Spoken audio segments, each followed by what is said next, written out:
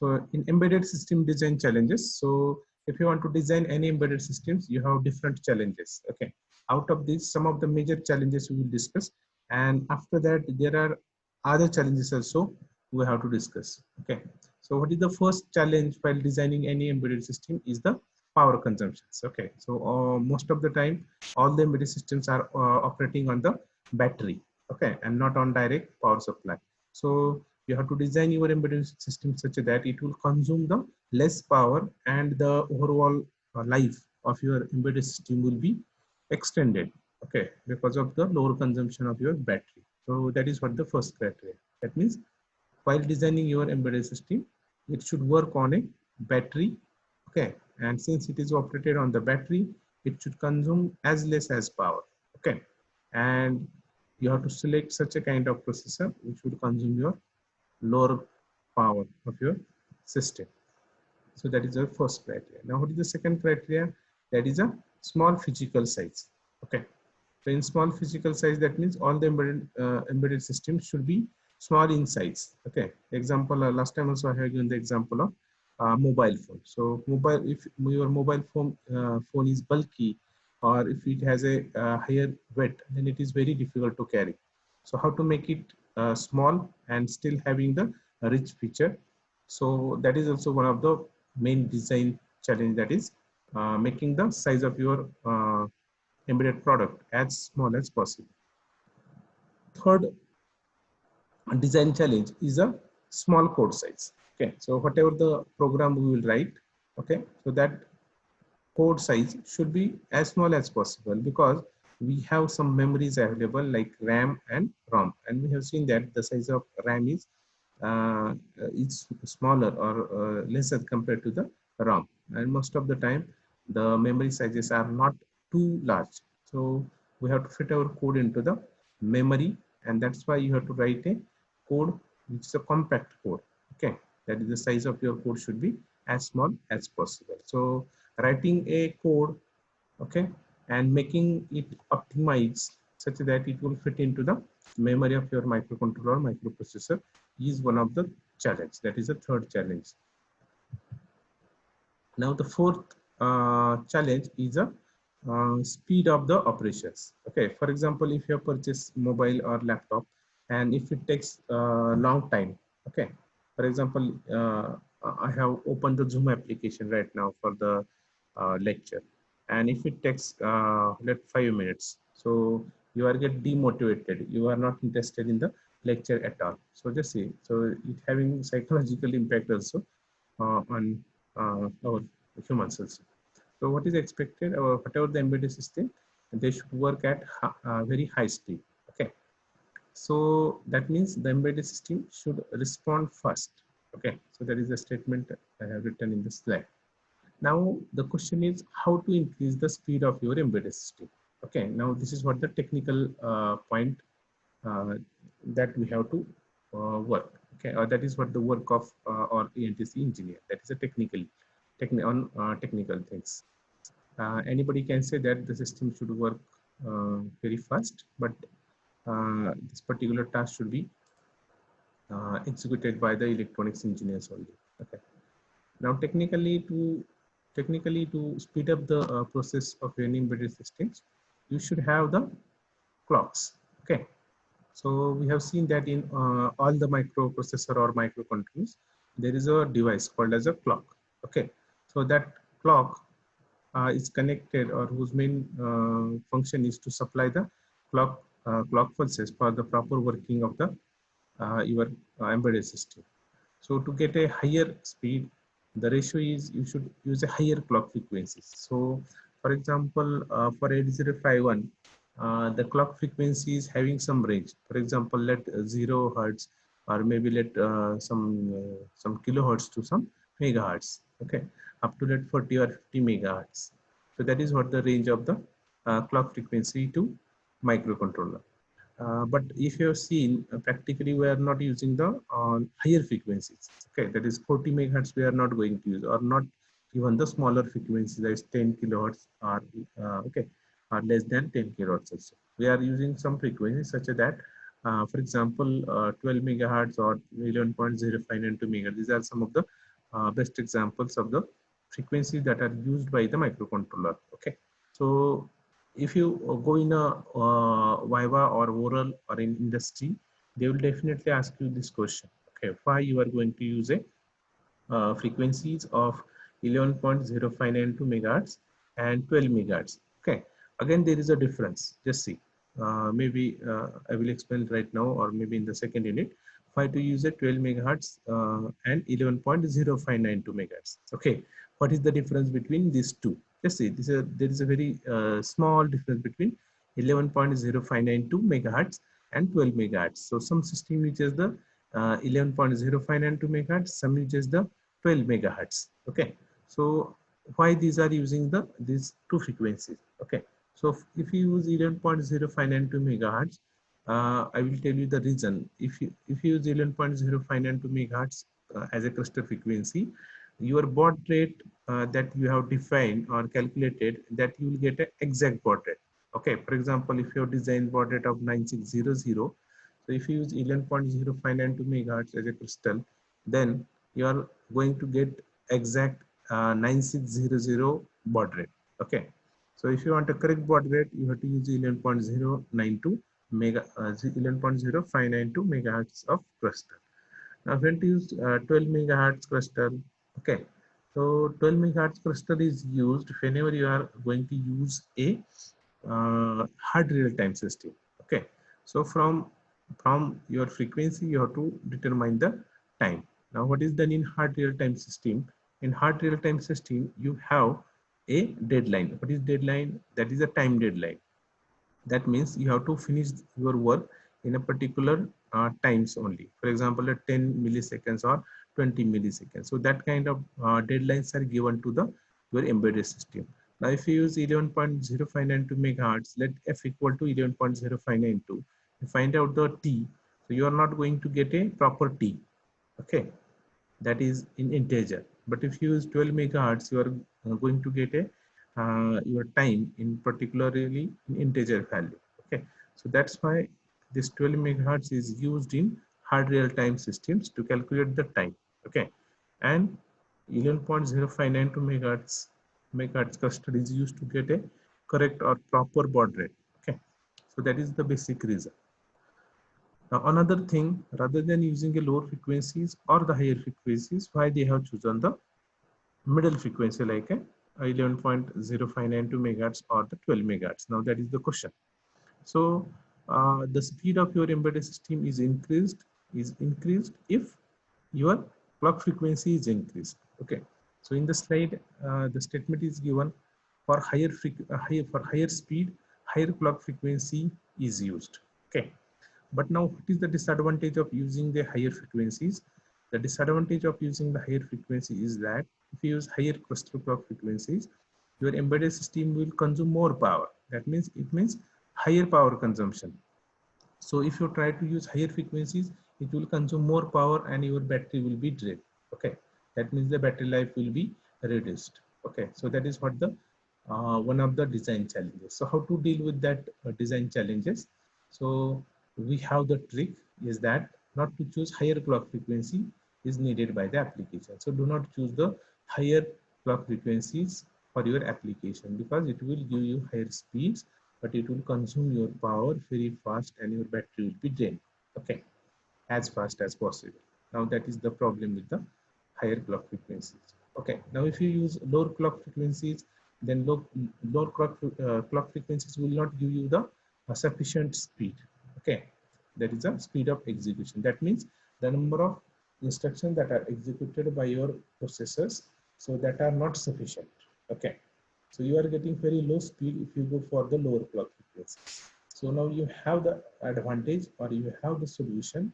Why not to use the frequencies, okay, which will give you the sufficient speed, okay, that is a sufficient higher speed, and at the same time it will consume the less power. Okay, so these are some of the reasons why this 12 megahertz or 11.0592 megahertz of crystal frequencies are selected for the embedded application. Just see, so when you go in industry, these kinds of questions are asked. Okay, why not to use higher frequencies, why not to use low frequency is 5, you have selected 11.50592 or 12 megahertz type of frequencies. So now this kind of knowledge you will get only if you work on the frequency on the embedded system.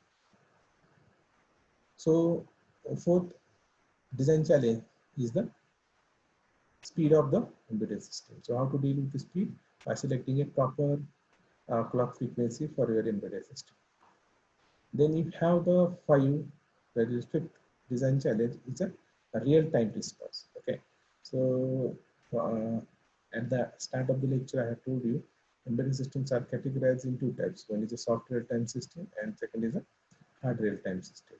So if you are going for hard real-time systems, so you have the deadlines, that is the time deadlines, and your system has to finish that work in that proper time deadlines. Okay, so many embedded systems are required to be completed in a deadlines. The system must be able to produce the result within the time frame. Now this is also very challenging task actually. Okay, because even though I said that my embedded system will complete the given task in a like 10 milliseconds or 10 milliseconds or 20 milliseconds. So this is not possible actually. Practically, this is not possible. It takes much more time. Okay. Why this is so? Because you have a lot of work to do. Okay. The processor has to do a lot of works. Okay. The detail I will explain in the second unit. Okay. Because there are some concepts with the help of that I can explain you why it requires more time. Okay, means for example, I have given the time deadline of 10 milliseconds. Okay, it will not complete the given task in a 10 milliseconds. Okay, why this is so? It's very simple. Okay, for example, let you have to go from Marigaon to Baramati. Okay, now that is your task, and you have to complete that task within that 20 minutes. Now that is the what time I have assigned to the task to travel from Malegaon to Baramati, or let from source destination, that is let point A to B. Okay, but what happened? I have required some time to go to the source. Okay, because we have not taken the or we have not considered the time taken to reach to the source. Okay, from let you are going from your home to the Malegaon, that is your source. So that time I have not considered. Getting. Now if I again go back, then now getting ready, okay, for the traveling, that is also one of the time I have to include. Okay, so you have to be ready with that with your plan. Okay, then you have to travel from your home to the some destination like Manegaon. Now this is called as a overhead time. This is an extra time that is required to complete the traveling from Manegaon to Baramati only. Getting. Now I have just given the analogous example why your embedded systems are not able to complete the task in a given time because of this overhead. So this is what the overhead time that is required to complete the given task. Okay, so the more examples I will give, okay, at the time of in a second unit, maybe in Friday. Okay, but this is what the next challenge, that is meeting a real time deadlines are one of the challenges to your embedded systems. Okay, even though if you've seen some of the my lecture is started from 10 to 11, but some people will join at 10, some people will join at 10.5, 10.10, 10.15.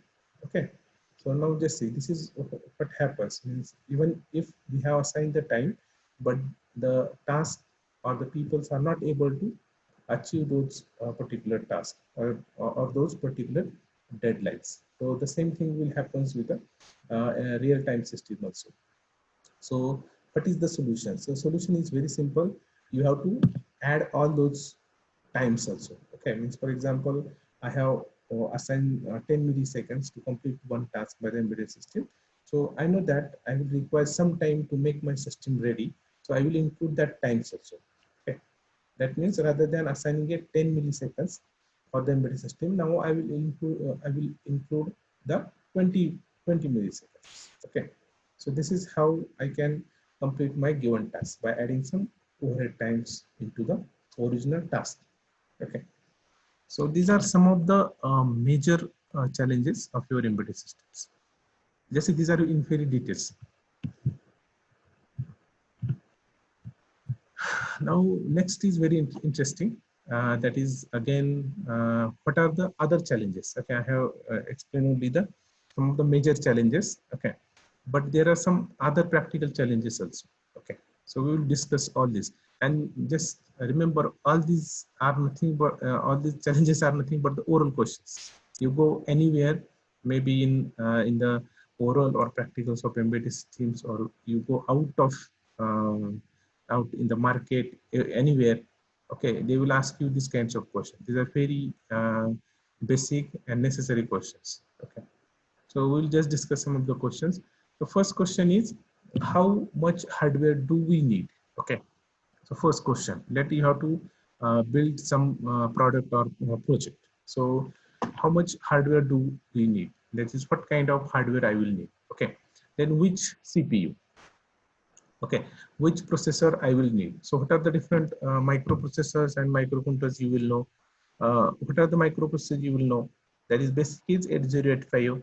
After that you have 8086. These are the microprocessors. Now what are the different controllers you will know? You will know the microcontroller, that is 8051. Okay, from Atmel. Okay, then PIC microcontroller, that is manufactured by Microchip. Then next is ARM7. Okay, then next is Cortex M3, then ARM9. Okay, now there is one more processor called as that is called as from the company Freescale. Okay, so that is also widely used in the market. Okay, so we will know only 5 to 6 names of the microcontroller. Okay, now but maybe I think these are not used in industry.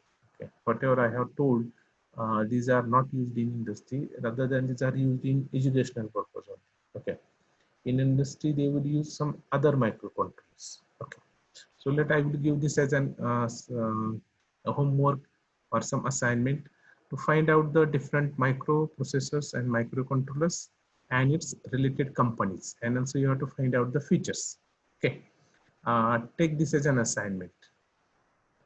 Are you getting?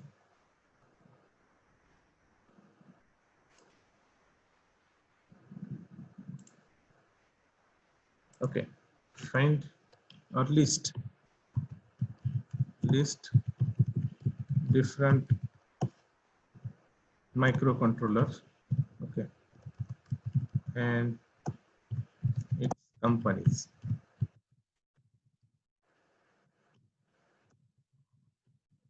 Also list features.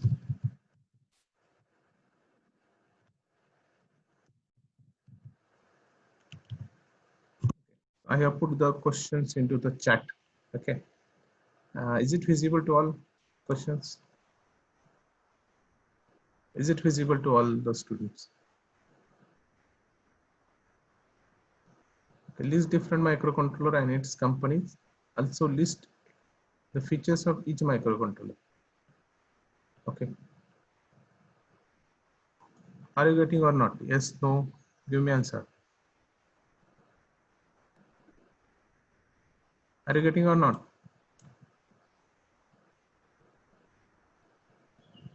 Takde.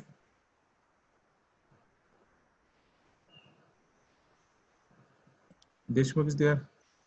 So give me some response. Oh, I'm not getting any response. Whether the people are present or not.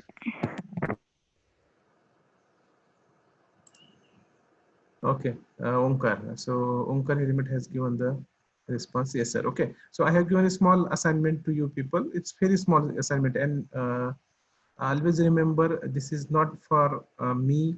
This is for only you people, and you will always remember these questions. And this question will ask by everyone. Wherever you go, you will be asked such a kind of questions. Okay, that is different microcontroller and which are the companies that will manufacture these microcontrollers, and that is also not sufficient. You should know the features. Okay, now if I replace the same question with mobile, then everybody will be interested. That is, what are the different mobiles and its companies? Okay, then you have Samsung, Apple, okay, iPhone, then Vivo, and okay, and also you can list the features. So you are very much interested in that. Okay, but this is what required technically for the companies. So try to write down this question. Okay, and if possible, you will type it, or you can mail me on your Google Scholar, okay, on account. Okay, I will put this question on that Google Scholar account also. Okay, so you can give me the answers, or you can put your assignment there. Okay, now that is over. Okay, so the next challenge is okay, I have only 3 minutes. This session will be get expired. Okay, then again log in. We will continue then. Okay, we will try to finish the unit number 1. Okay, I have only 3 minutes from the first session of 40 minutes. Okay, still we will get a 20 minutes. So try to re-log it. Okay, do not leave the lecture. Now I will discuss this. How much hardware do we need? Okay, and which central processing unit you will require. Means many. I have many microcontrollers. Out of which microcontroller I have to select. So just see, all these are the questions. Okay. Uh, this is my again kind request to you all. Okay, that is how much hardware we will need. Okay, what hardware you will need. Now in the hardware you have the main is microcontroller and its related peripherals. Okay, you have some input peripherals, you have some output peripherals. What are the input peripherals? For input peripherals you have different sensors, some switches. Okay, likewise, for example, if you take your mobile, then what are the input peripherals? It having keypad, okay, that is your touchpad. Then it have sensors, okay, cameras, okay. Then you have the tilt sensors, okay. Then temperature and what are the range sensors, okay. So there are a number of input sensors, and what are the output sensors? You have the LCD, okay, motor, and then you can use relays, alarms, okay, different buzzers, okay. So the first question for your embedded product, what kind of hardware you will need and which microcontroller you will select. Okay, so this is the first challenge. For this you should know the features of all the microcontroller. Okay, that means if I say I will use a microcontroller, so the question is, so another or whatever the interviewer will ask the questions on based on which criteria you have selected that microcontroller. Okay, so that is the question, and these questions will be asked in your project also.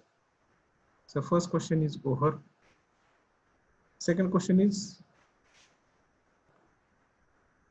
how do we meet our deadlines? Okay, how do we meet our deadlines? For example, right now I have given one assignment. Okay, so I have not given the deadlines. Okay, first of all, so if I put some deadline, that is you have to complete this assignment, okay, today only. So my deadline is only today. Then again I will make it specific, today 7 p.m.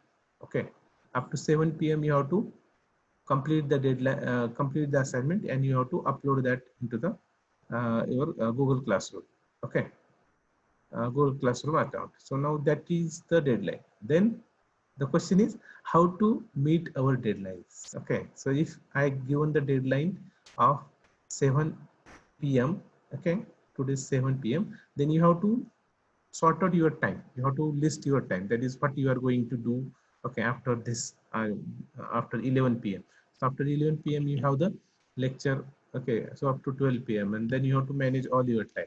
Okay, so likewise, microprocessor, microcontroller, or embedded system has to meet their own deadlines. Okay, and then how to meet that deadlines? That is the one of the challenges. Okay. Okay, I have 1 minute. Okay, maybe the session will expire at any time. Okay, so try to relog it. Now the third question is, how do we